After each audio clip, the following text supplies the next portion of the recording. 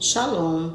Gostaria de trazer uma informação muito importante às demais pessoas que ainda não conhecem o canal do Moré André Clean Rosa, né, que está na plataforma do YouTube. E também ele dá aulas, né, faz live a partir das 4 da manhã, né, faz shaharit, faz as lives de ensinamento, leitura do livro do Zohar, né, e traz toda uma explanação, esclarecendo assim um conteúdo admirável, né, e incontestável. Conhecimento esse que eu não tinha, né, eu e meu esposo já acompanhamos há algum tempo e estamos maravilhados com tudo que nós temos recebido.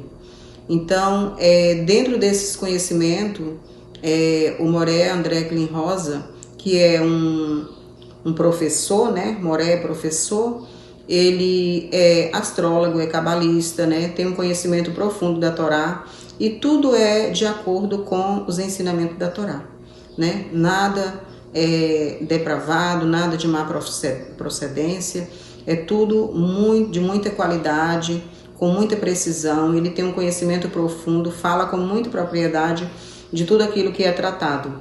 Dentro desses conhecimentos, uma coisa que é extraordinária é o mapa cabalístico.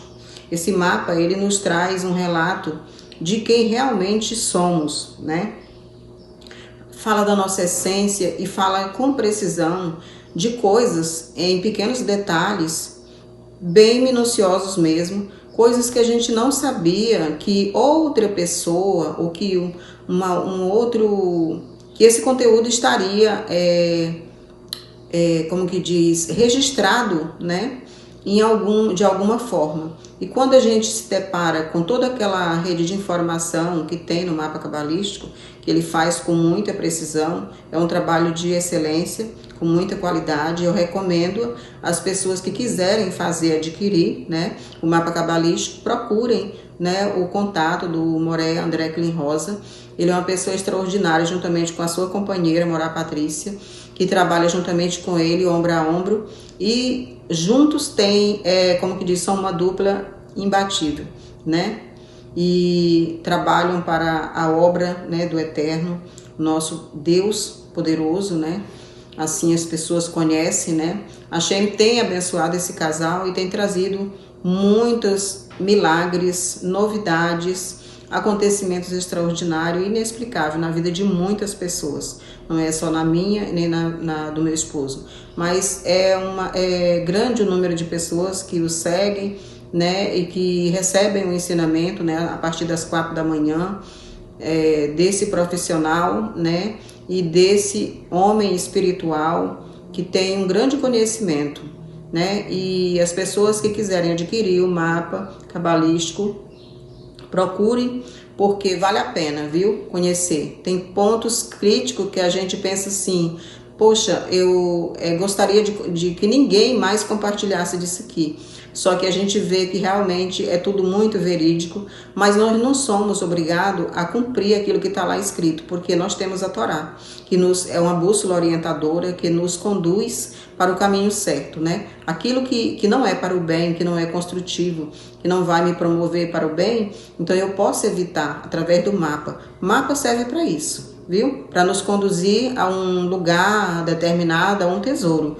E o tesouro é a vida eterna, né? Para que nós possamos ter parte no Olam Rabá, que é o mundo vindouro. Então, para isso, nós precisamos ter um mapa em mãos. E aí o mapa cabalístico nos traz com precisão aquilo que nós devemos evitar e o que nós devemos fazer para chegar a esse tesouro com sucesso, né? Com êxito. Então eu recomendo, viu? Procurem o André Klinrosa, né? Ele ou a sua esposa, e estejam adquirindo o mapa cabalístico também com eles, porque vale a pena, viu? Você saber um pouquinho mais da sua essência, tá? Da sua vida. Vai valer a pena, eu tenho certeza disso, viu? Obrigada, é esse o meu recado. Riquezas da injustiça, diz aqui. Em Lucas 16, 1-8, encontramos uma parábola sobre um homem rico que empregava um administrador que se mostrou infiel. Veja aqui, vamos ler o Lucas aqui para a gente compreender como é que está o texto. É bom a gente ver no original para que as pessoas não achem que é algo somente criado ali, não é? Pela pessoa que fez o estudo, da onde ele tirou essa fonte. E dizia também ele, quem? Jesus. Havia um certo homem rico, qual tinha um mordomo. O que é um mordomo? Vamos ver o que é um mordomo. Aqui pelos nossos dicionários. Cargo, ofício de mordomo, pode ser, ou regalia ou privilégio obtido sem trabalho ou sem esforço. Então, isso que é chamado de mordomia ou mordomo. Então, esse mordomo, aqui no texto, vamos ler aqui, ó. Um certo homem rico que tinha um mordomo e este foi acusado perante ele de dissipar seus bens. Ou seja, ele gastou o dinheiro do seu chefe, do seu empregador. E ele chamando, ele disse, o que é isso que ouço de ti? O que eu estou ouvindo? Você acabou com todo o meu dinheiro. Presta conta o quê? Da tua mordomia. Presta conta da tua mordomia. Porque já não poderás ser mais o meu mordomo. Não tem mais como. Você é desonesto, você gastou meu dinheiro. E o mordomo disse consigo, que farei? Pois que o meu senhor me tira a mordomia. Ou seja, tudo gratuito. Cavar não posso, ou seja, a Torá fala sobre cavar poços, e fala que os servos de Abraão cavaram poços. Cavar não posso. E mendigar eu tenho vergonha. Ou seja, eu não sou trabalhador, eu não posso trabalhar, e também eu não posso mendigar, porque eu sou uma pessoa que tenho muito ego. Eu sei o que hei de fazer para quando for despossado da mordomia, eles me recebam na sua casa, né? E me recebam em suas casas. Quando não tiver mais mordomia, as pessoas, então, eu vou ter que fazer algo para que elas me recebam lá. Ou seja, eu vou garantir algo para o futuro. E chamando a si cada um dos devedores do seu senhor, disse ao primeiro, quanto deves ao meu senhor? Ele respondeu, 100 medidas de azeite. Ele disse-lhe, toma a tua conta e assenta, escreve aí 50. Ou seja, paga só 50. E aí você escreve aí a tua conta e já não deve mais nada. Disse depois ao outro, quanto deve? Ele respondeu, 100 alqueires de trigo. Ele disse, toma a tua conta e escreve aí só 80. Ou seja, só cobrou 80. Ele estava fazendo um favor a essas pessoas, para quê? Porque ele tinha preguiça de trabalhar e mendigar ele não conseguiria. E aí ele tinha que construir alguma coisa, caso ele perdesse a mordomia, né? Meu senhor me tirar a mordomia, o que eu vou fazer? Aí ele continua aqui, ele deu uma volta num patrão, recebendo parte do dinheiro, e ele louvou aquele, deixa eu continuar aqui, deixa eu ver onde eu parei, 7 disse depois e 8, e ele louvou aquele senhor injusto mordomo, e louvou aquele senhor injusto mordomo, veja, o injusto, por haver procedido prudentemente. Porque os filhos desse mundo são mais prudentes do que o filho da luz. Quem são os filhos da luz? Os que estudam a Torá. As pessoas do mundo, elas se preocupam mais com as coisas aqui, mais com as questões, do que eles são mais do que os filhos estudantes da Torá. Olha o ataque aqui. Eu vos digo, granjear amigos com riquezas, preste atenção, granjear amigos com a riqueza da injustiça, para que quando estas e vos faltares, vos recebam eles nos tabernáculos eternos. Não dá realmente para entender, mas dá para entender o que está sendo falado aqui. Eu pergunto para vocês, o que vocês entenderam? Depois a gente discorrer. Ninguém entendeu nada? Eu entendi que o Novo Testamento é uma agenda mesmo para prejudicar a gente. Nem ou completamente? O quê? O Novo Testamento é uma construção para complicar a gente, as pessoas de chegar a Torá. Vamos lá então. Riqueza da injustiça. Em Lucas 16, 1-8, encontramos uma parábola sobre um homem rico que empregava um administrador que se mostrou infiel. Ameaçado de ser demitido de sua posição, esse administrador chama cada um dos devedores do seu senhor e lhe diminui indevidamente a respectiva dívida. Por este meio, ele procurou conquistar a amizade dos devedores para que o futuro, ao ser efetivamente demitido, recebessem em suas casas. Ou seja, se acontecesse alguma coisa, ele já tinha alguém esperando ele, porque ele tinha deixado lá o dinheiro dos outros, que não era dele, empenhado. Ou seja, para que quando caísse em desgraça diante do seu patrão e os seus amigos a quem tinha favorecido indevidamente, pudesse ajudá-lo a manter seu sustento e sua condição social.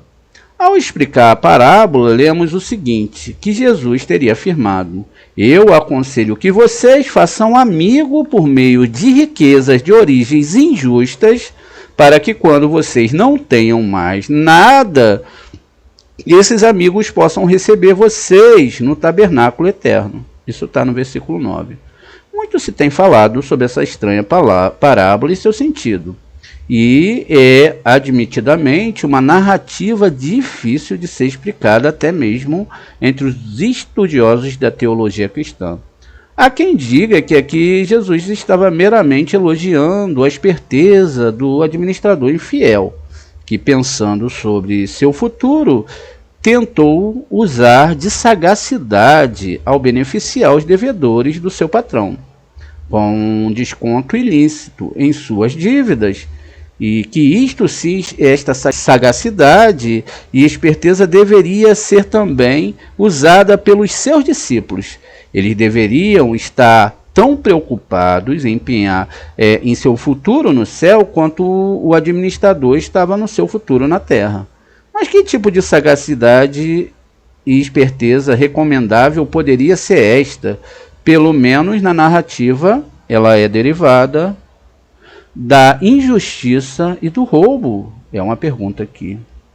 Se as dívidas contraídas com o patrão eram de conhecimento dos devedores, se era mantido um controle das mesmas sobre uma espécie de contrato assinado e reconhecido, como lemos no texto, segue-se então que eram dívidas líquidas e certas que deveriam ser saldadas, como se espera segundo o valor estipulado e concordando entre as partes. O que o administrador fez não tem outro nome a não ser roubo, uma nítida e escancarada desonestidade, implicitamente em benefício próprio. Certamente o administrador da parábola é chamado de infiel devido ao fato de ter sido já antes acusado de dissipar o bem do seu patrão. Isso é Lucas 16:1.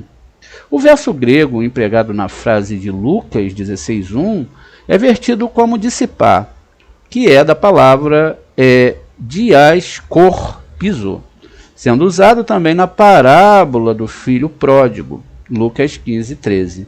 O termo significa fazer mau uso ou consumir desordenadamente. Daí que poderíamos pensar que o administrador teria sido meramente incompetente para o trabalho. Mas não é este o caso. O desperdício dos bens não se dá por conta da gestão incompetente, e sim por conta de uma gestão fraudulenta e desonesta.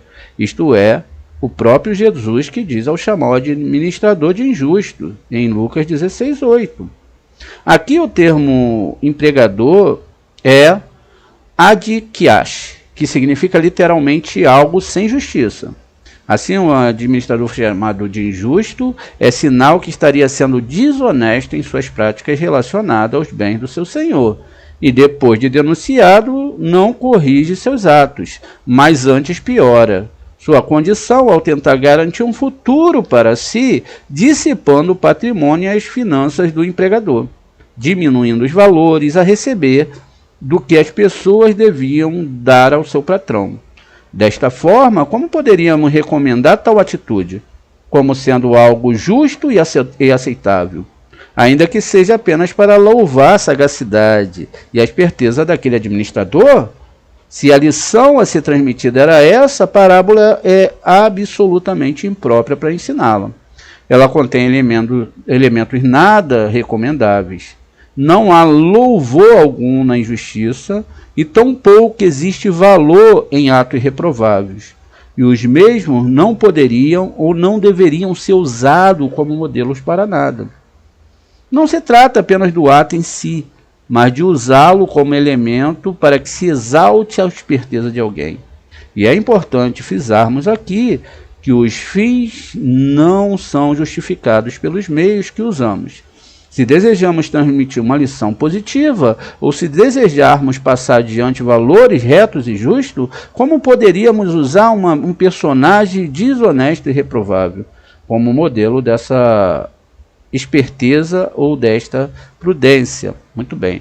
Naturalmente que não pode derivar o bem de coisas más, não se pode tirar o bem de coisas más ou reprováveis. Esta lição, aparentemente, Jesus deixou de aprender, para dizer o mínimo. Se os fins são retos da sua parte, os meios empregados para transmitir a lição foram honestamente os piores. É curioso observar também que, pelo que se lê do relato da parábola, aquele patrão elogiou o administrador infiel por sua esperteza ou astúcia. E isto é, no mínimo, absurdo. Um absurdo lógico. Afinal, o patrão tinha sido roubado exatamente por aquele cuja sagacidade ele agora passa a louvar. Seria o mesmo que ser assaltado na rua e ficar maravilhado pelas técnicas do roubo que o assaltante usaram. Quem agiria assim, sem que esteja fora do seu juízo perfeito? Não bastasse isso, o texto de Lucas 16:8 usa o termo grego phronimos, ao mencionar a esperteza e a sagacidade do administrador desonesto. Esta palavra que geralmente descreve astúcia e esperteza é a mesma usada pela Septuaginta em Gênesis 3:1, quando fala da astúcia da serpente edênica. É muito notório que esta astúcia, segundo se acredita, é independente da forma que se interpreta. Gênesis 3:1 foi usada para induzir as pessoas ao erro. E da mesma forma, a astúcia do administrador infiel também teve como finalidade induzir a pessoa ao erro ao diminuir ilicitamente suas próprias dívidas, trapaceando e causando dano e perda ao seu patrão. Agora só precisamos saber como ou de que forma uma astúcia que induziu pessoas ao erro e desonestidade pode ser empregada de forma lícita como uma boa lição. Quem em sua plena saúde mental poderia dizer que daqui derivamos uma lição espiritual autenticamente boa e justa? Assim, em Lucas 16:9, Jesus nos dá uma estranha recomendação. Eu aconselho que vocês façam amigo por meio das riquezas de origens injustas, para que quando vocês não tenham mais nada, esse amigo possam receber vocês nos tabernáculos eternos. O que significa? Não há outra interpretação senão esta. Conquistemos amigos fazendo uso de recursos injustos, para que quando você não tiver mais nada, esses amigos possam te recompensar. Esse ensino deve ter parecido bastante escandaloso, até mesmo para os fariseus, que são odiados pelos autores do Novo Testamento. E o que mais pode causar estranheza é o uso desse recurso indignos e injustos para que a pessoa possa receber uma eventual salvação, em conformidade com as crenças cristãs, uma vez que é conhecida a fórmula ortodoxa no cristianismo que tal dom espiritual não se adquire pelas obras. mas desonestamente. Ou seja, por meio do que você faça, assim usa de recursos para adquirir uma posição numa fé que pega a graça e o favor imerecido da parte de Deus. É, no mínimo, uma estrondosa contradição. E para piorar as coisas ficam ainda mais estranhas quando diz que a procedência desses recursos podem ser duvidosas, e mesmo assim quem procede desta forma não só é orientado a continuar agindo assim, como também é elogiado quando faz. Deus não justifica o ímpio e abomina quem assim precede. O Provérbio 17,15. Jesus, ao recomendar as astúcias do administrador infiel, dá margem que se estende que seus ensinos, em grande parte, contradiz a orientação da Torá, a lei divina. No meio das nações também, né? A gente está trazendo uma proeminência do que eles receberam da Torá, né? Então veja, então eles tinham medo das multidões, pois quem considerava Jesus? Todo mundo tinha medo de prendê-lo, porque ele tinha um medo das multidões, pois eles o consideravam um profeta. Olha que coisa, né? É uma contradição atrás da outra. Então ele era pedra rejeitada, só os judeus que o rejeitaram porque conheciam a Torá e nunca vão poder aceitá-lo. Assim é natural pensarem que ele falava de si mesmo, como essa pedra mencionada em sua prédica, aproveitando-se da ideia de que aquela pedra teria sido rejeitado pelos construtores, que eram judeus que escreveram a Torá. O que seria mesmo que dizer que os judeus seriam esses construtores e que não desejavam ele como Messias, mas de que o texto de Jesus estaria citando? Exatamente do Salmo 118, 22, no qual temos a frase Even Masur Ha-Bonim, Haitá Lerosh Piná. A pedra que os construtores rejeitaram tornou-se o principal pedra angular. À primeira vista, uma alusão perfeita que se encaixa com exatidão. As pretensões de Jesus de que até justificaria a situação em que ele se encontrava, tadinho. De fato, os judeus em geral e a nação judaica em geral não acatou como Messias. Mas isso também foi como vários outros supostos Messias que surgiram dentre os povos. Shabbatai Sevi, o próprio Shimon Bar Kokhba. Então, tiveram muitos Mashias. Jesus não foi o único Mashia, tinham muitos. Eles já tinham negado. Shimon Bar Kokhba. Aí, obrigado por me auxiliar. Eram muitos. Essa história de Messias é muito antigo, gente.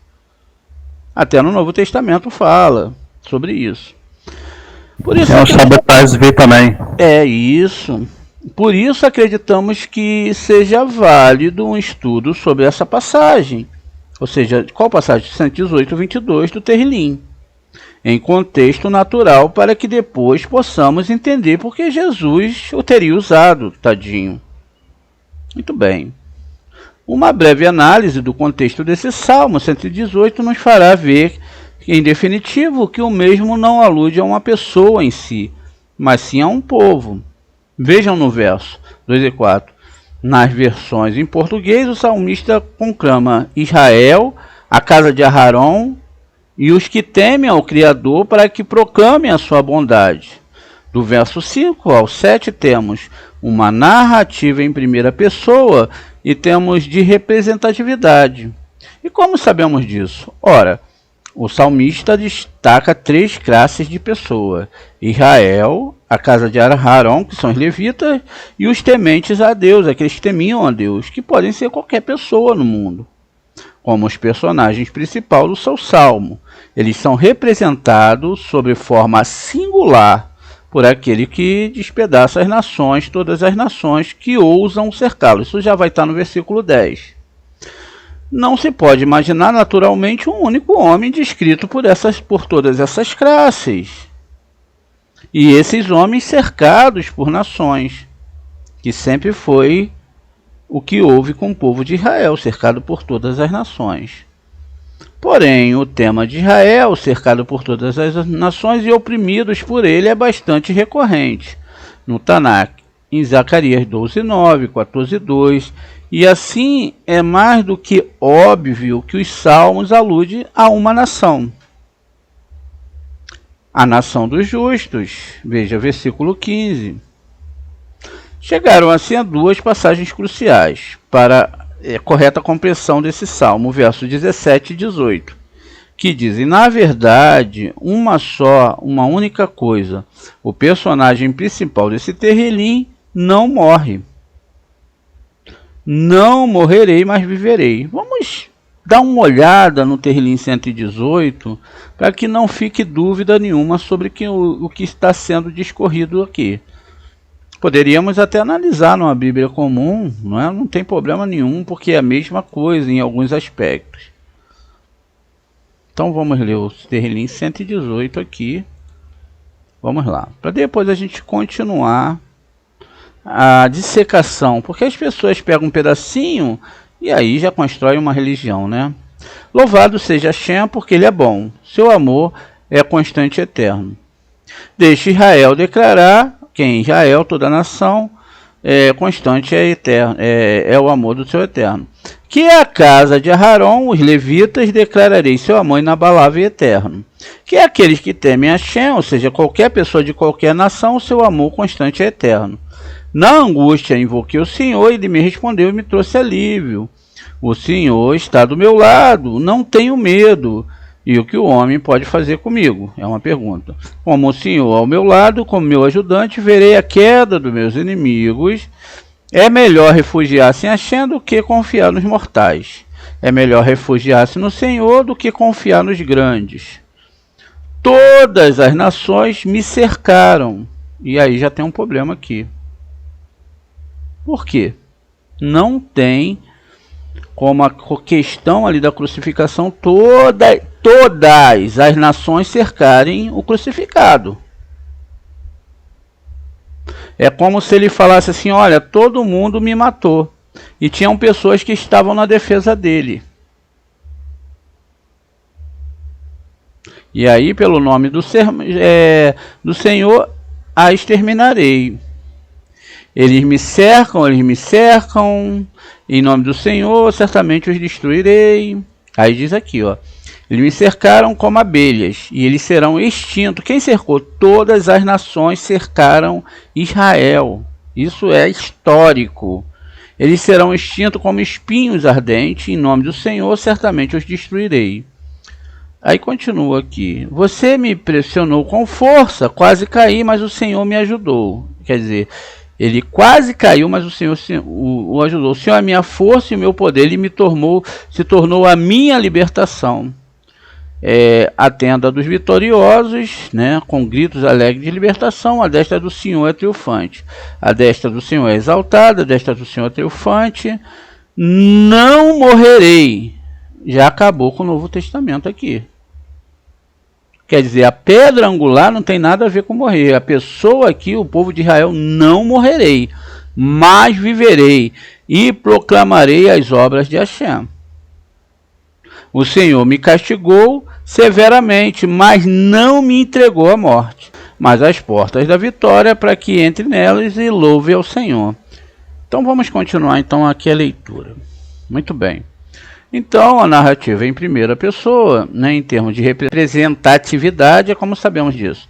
Ora, os salmistas destacam as pessoas de Israel, né, e assim ele continua aqui falando sobre Zacarias e fala sobre não morrer. O que aconteceu com o personagem no Novo Testamento? Ele morreu. Agora, eu vou fazer uma pergunta para vocês. É permitido o suicídio na Torá? Não. Só em caso de perder, de ser idólatra. Agora eu vou fazer uma pergunta com vocês. Quando Elias era seguido por Jezabel, o que ele fez? Se escondeu na caverna. Correu, não foi? Para 40 dias lá, correu de Jezabel e do rei Acabe. Não é isso? Então, ó, não morrerei, mas viverei. O que JC fez lá? Ah, Deus falou que eu já vou morrer mesmo. Deus falou que se eu ficar aqui, eu vou morrer mesmo. E essa é a minha missão, de morrer. Isso significa que não era Deus que falava com ele, não é verdade? Porque Deus, ele fala aqui, ó, não morrereis, mas vivereis. E contareis, aí quando você viver, você vai contar a obra de Hashem. Aí diz aqui, o Senhor me castigou, mas não me entregou à morte. Logo ele foi castigado e foi entregado à morte.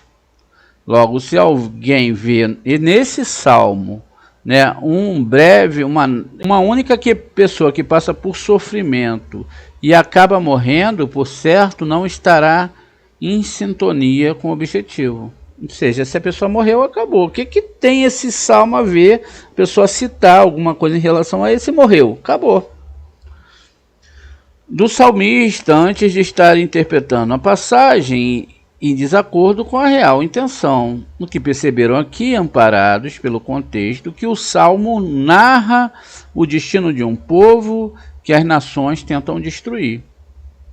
Esse povo não morrerá, não será extinto e, muito pelo contrário, despedaçará seus inimigos. Esse povo, segundo as fontes tradicionais, é exatamente o povo de Israel. A gente já tem uma ideia do que é o povo de Israel, não é?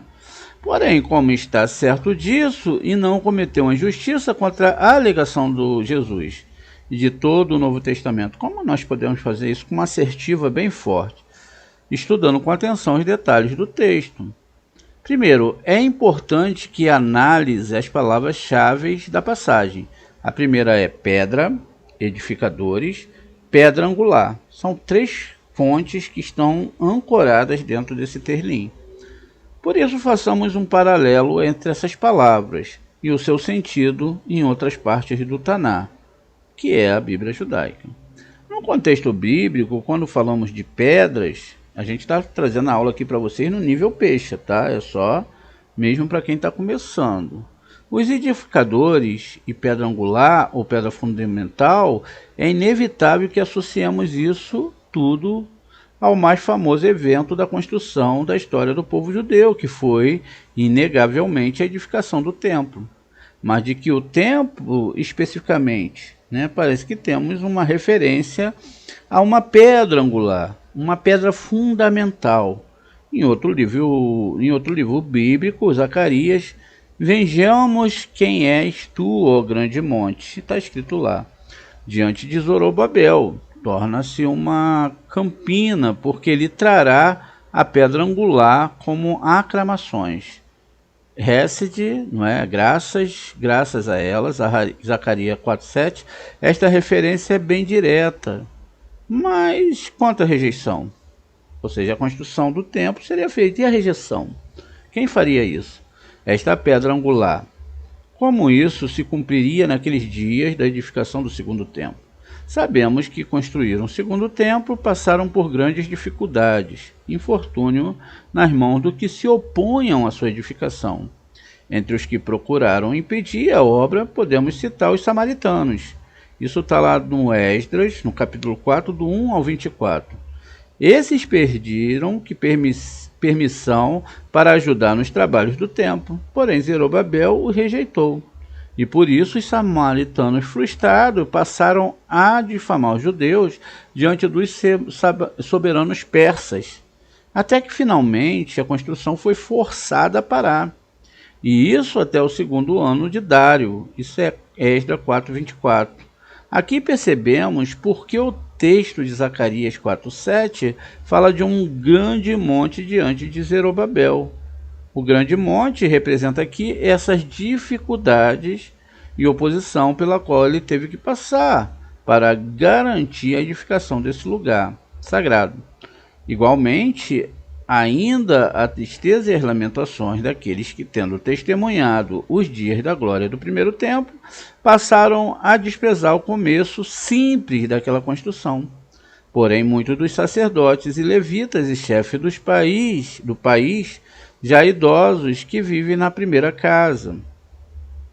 É lógico que você vai ter que ler Esdras do 1 ao 24, que a gente não vai fazer agora, senão A gente atropela toda a aula e lá Esdras 4, do 24 em diante, para ver o que está acontecendo aqui no contexto do que está sendo falado. Choraram em altas vozes, aquelas pessoas que tinham tido no primeiro tempo, à sua vista foram lançados os fundamentos dessa casa, Esdras 3:12. Este momento triste foi registrado e censurado em Zacarias 4:10, porque quem despreza o dia das coisas pequenas, pois esses se alegrarão, vendo a pedra da distinção nas mãos de Zorobabel. Esses são os 7 olhos do Senhor que percorrem toda a terra. Assim, reunimos condições de identificar claramente de quem Zorobabel, no Salmo 118, 22, está falando. Zorobabel é uma tipificação do povo justo em Israel, que foi levantado por Deus para a edificação do segundo templo.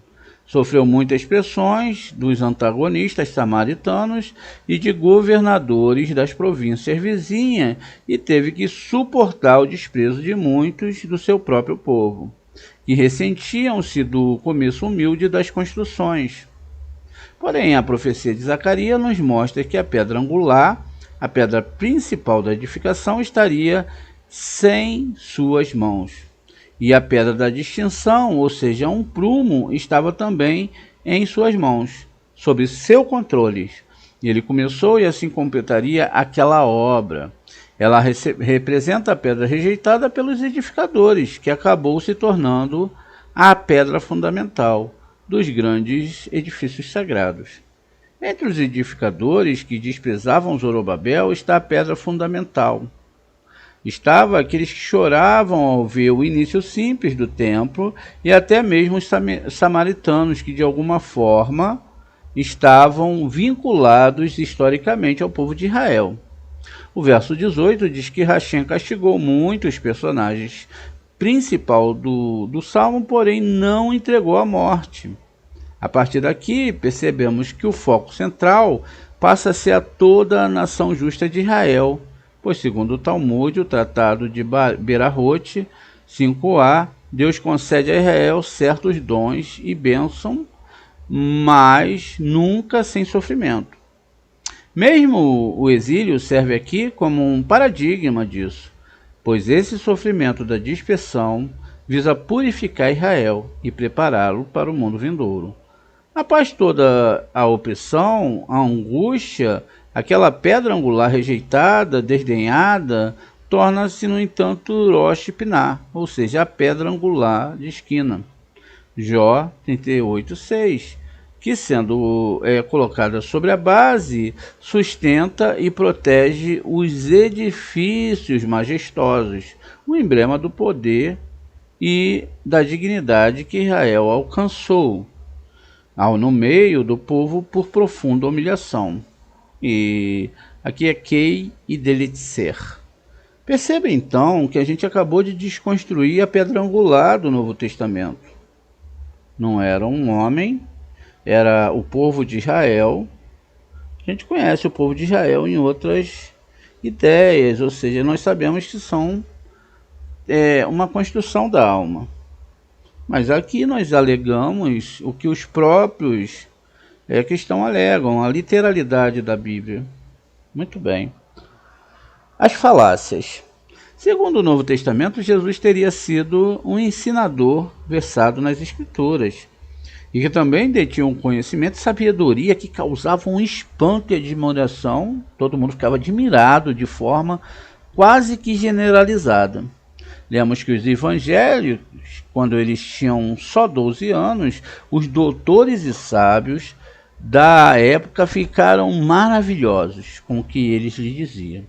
São vários os textos que afirmam que ele era seguido por multidões e que muitos ansiavam por ouvi-los e receber dele instruções acerca das coisas de Deus. E assim a sua fama corria por toda a Judéia e ele passou a ser visto como uma pessoa única. E mesmo nos últimos momentos de sua carreira, alguns teriam dito que ninguém jamais tinha antes falado como ele. É claro que todo esse louvor e toda essa narrativa favorável a ele e a sabedoria que ele tinha precisa e deve ser evidenciada. Nós não podemos só acreditar no que está ali. Nós temos que perceber isso no Novo Testamento. Ele era um pregador, um homem cujas funções era sair de cidade em cidade, anunciando a mensagem e os seus ensinos por meio de histórias, né? Como as parábolas, prédicas de cunho éticos, morais, e por fim, a sua suposta condição como Mashiach, ou Messias, o enviado de Deus para redimir Israel, igualmente o mundo todo. Para que passasse esses ensinos, ele usava argumentação em seus discursos, e por vezes aplicava alguns recursos retóricos a fim de evidenciar o que dizia.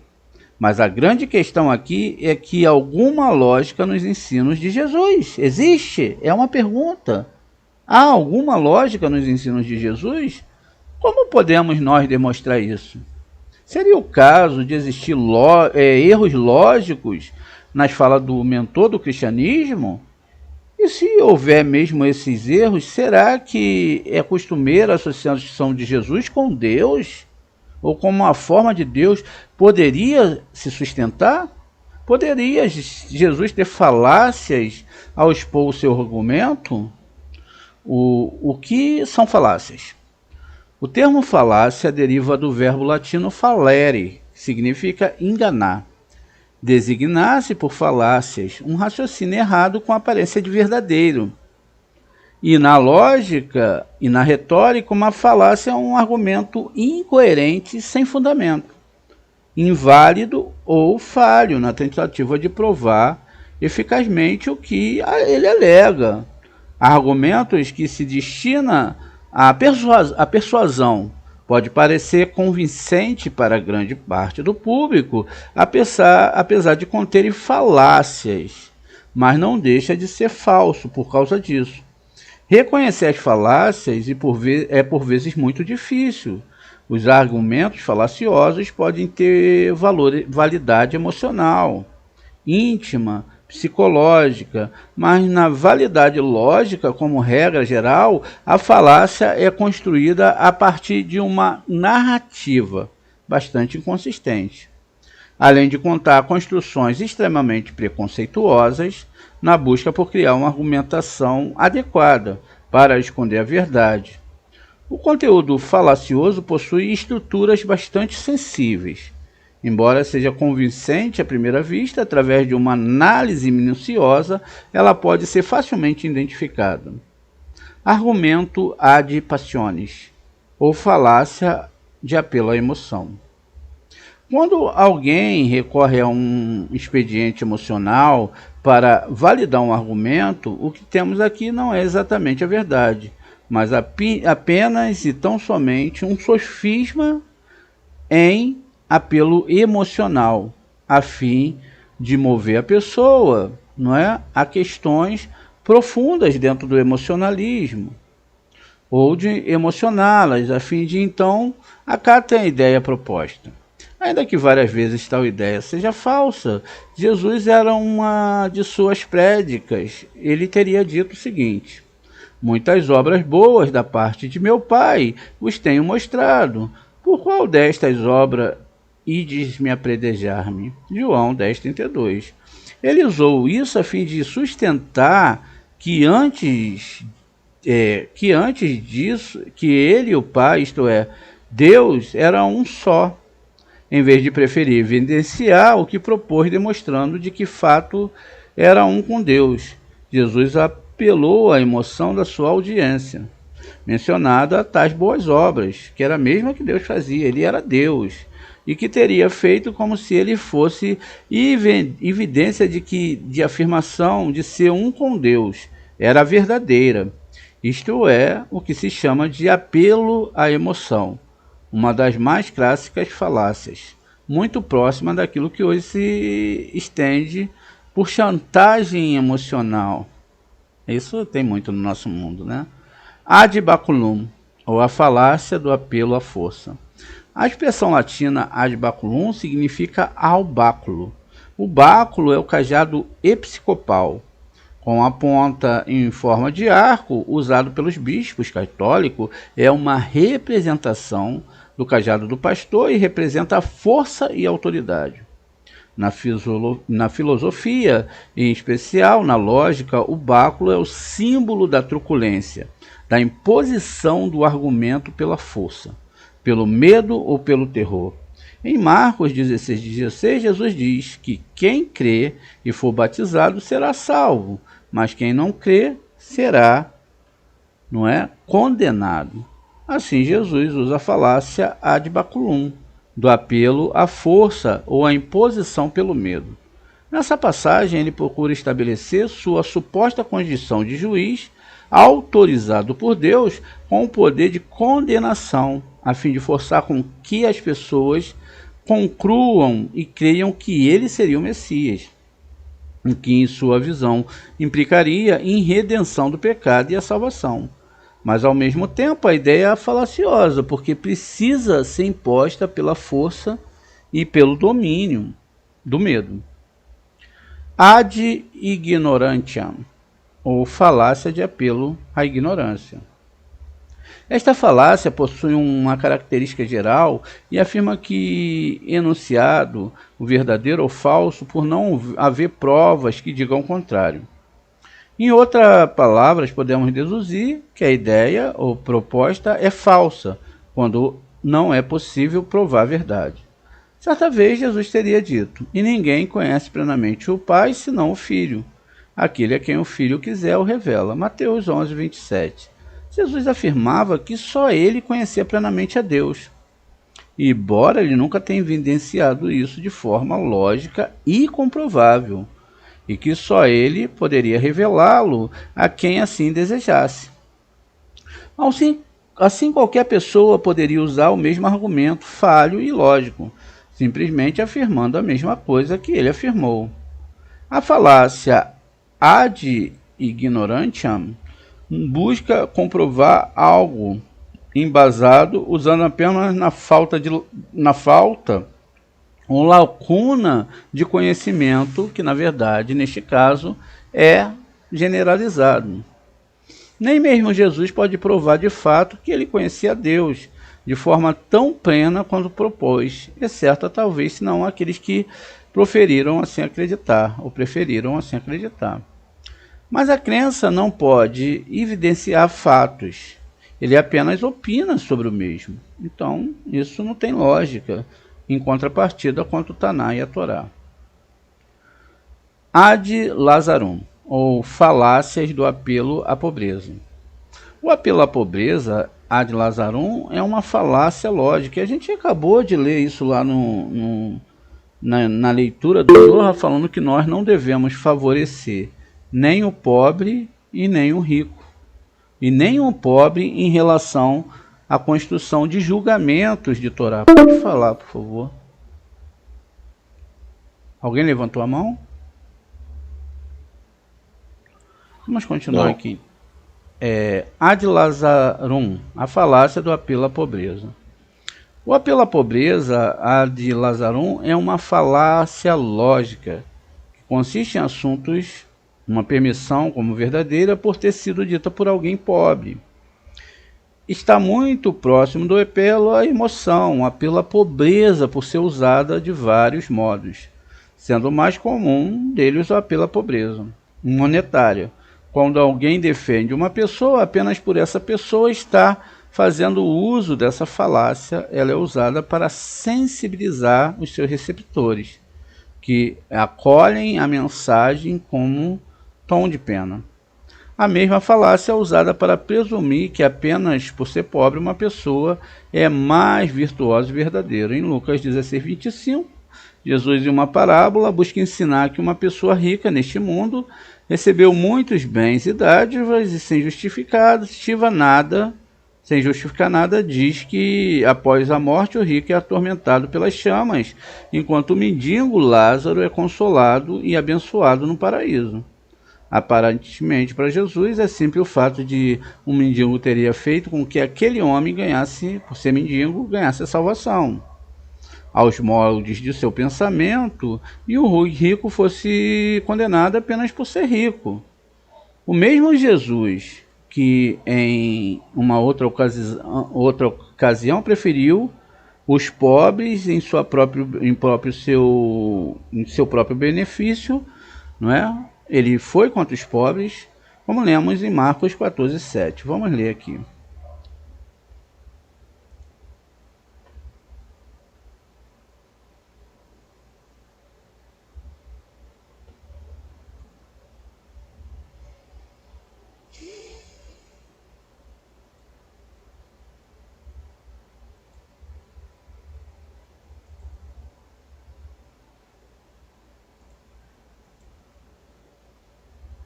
No 14:7 ele diz o seguinte: pois os pobres vocês sempre terão com vocês e poderão ajudá-los sempre, os que desejarem, mas a mim vocês não terão sempre. Qual é o problema que está acontecendo aqui? Porque veio uma mulher e derramou lá um vidro de azeite sobre Jesus. Esse líquido era caríssimo, esse azeite era caríssimo. E os caras ficaram assim, pô, esse cara aí que prega, pô, o cara pega que, né, os pobres vão ganhar, e os pobres são mais importantes. Aí imagina isso, aí vem uma pessoa com 1 litro de azeite, que vale, vamos lá, um dinheirão, aí joga sobre a pessoa. Aí os apóstolos, não tô entendendo mais nada não, cara, qual é a tua, parceiro? Como é que você deixa uma coisa dessa acontecer, mano? Aí, não... Os pobres sempre terão alguma coisa, mas nem sempre vocês me terão entre vocês. Mano, uma loucura total mesmo. Então veja, então ele mesmo, lá em Marcos 14:17, vai contra tudo aquilo que ele dizia ensinar.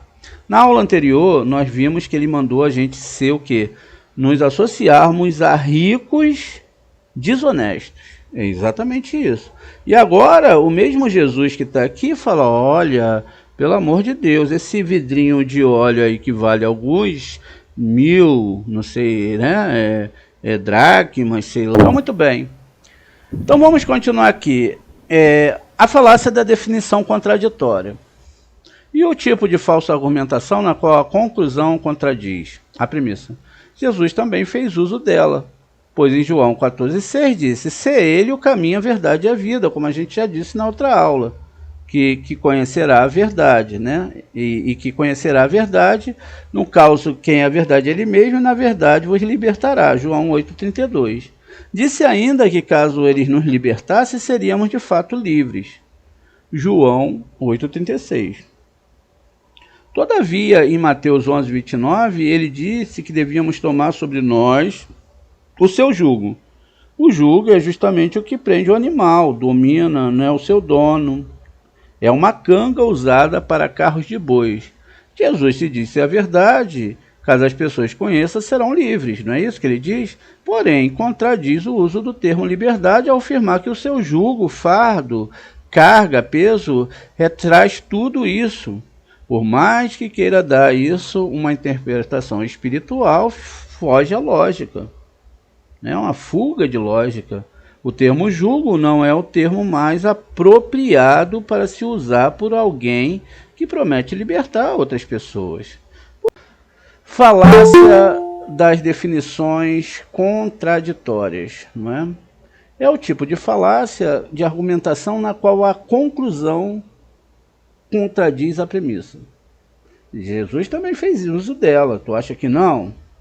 Pois em João 14:6 disse, ser ele o caminho, a verdade e a vida, e que conhecendo a verdade, no caso que era ele mesmo, a verdade nos libertará, João 8:32. Disse ainda que caso ele nos libertasse, seríamos de fato livres. E aí a gente ia construir isso aqui. Na verdade a gente vai para essa próxima aqui, petitio principii, né? E a falácia da petição do princípio. A verdade da conclusão é pressuposta pelas premissas.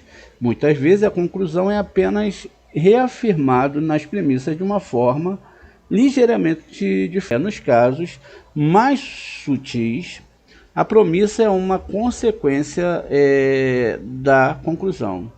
Em João 10:26, lembro, mas não vos crede porque não sois da minha ovelha. Está vendo aqui? Você não crê em mim porque vocês não são das minhas ovelhas. Ele usou de emoção para poder convencer o coração. Isso, então aqui é pretitio principii, é até difícil de falar, falácia da petição de princípio, né? A conclusão que é pressuposta pelas premissas. Muitas vezes a conclusão é apenas reafirmada nas premissas de uma forma ligeiramente diferente.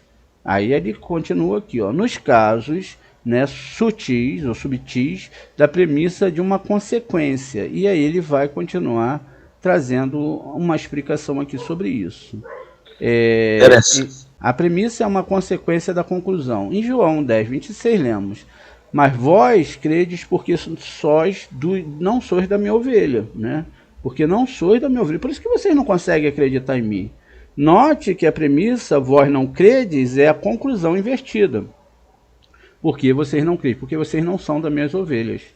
Caso nós invertamos a ordem, temos o mesmo resultado. Não das minhas ovelhas, porque vocês não vão crer em mim. Ou seja, a petição de princípio, onde usa a premissa como conclusão. Quando a premissa da argumentação contém nela própria a conclusão de que se deve chegar, embora de uma forma disfarçada e está implícita. Se nesse caso é assim, se eles não eram ovelha dele, como é que eles iam crer nele? Impossível. Talvez vocês queiram ser ovelha de JC e não são. E aí agora? Então complicou para vocês. Como percebendo, os argumentos de Jesus em suas predicas não parecem nada lógicos ou racionais. Trata-se de um acúmulo de meias-verdades, verdades inventadas ou propostas de raciocínios bastante duvidosos, do ponto de vista filosófico. Isso revela parcialmente as razões de seu estrondoso fracasso entre os judeus, um povo que desenvolveu desde cedo uma grande fama pelo seu apreço à lógica e também a uma argumentação refinada.